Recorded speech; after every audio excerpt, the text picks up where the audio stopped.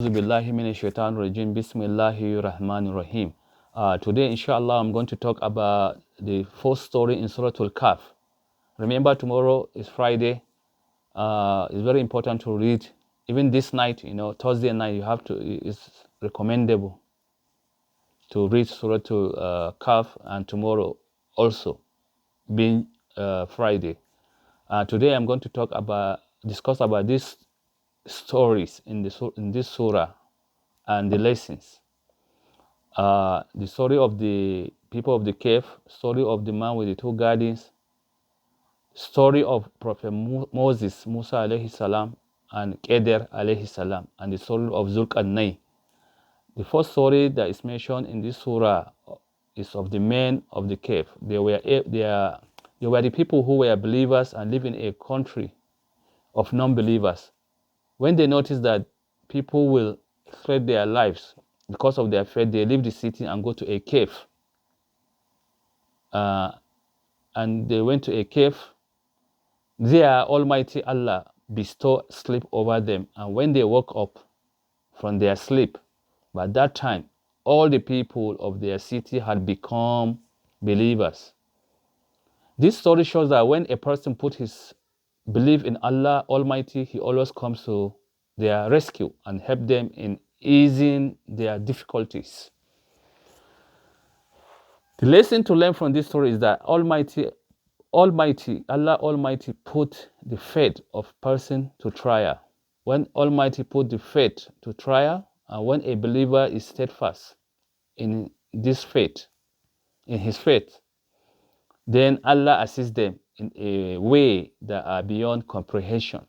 Moreover, the story also gives the lesson that a Muslim must always remain in the company of good people and righteous people. The men of the cave were all righteous. Their being together is one of the factors that attracted the mercy and assistance of Allah Almighty. A Muslim should be steadfast in his faith and remain in the company of good people. The second story in the surah is a person who was the owner of two gardens and was very rich and wealthy in every regard. However, his wealth led him astray and he started doubting his faith, as a result of which Allah Almighty deprived him all the worldly artifice and bounties, which made him realize the transient nature of the things of this world. But by then, it was too late for him. From this story also, a Muslim can learn two lessons.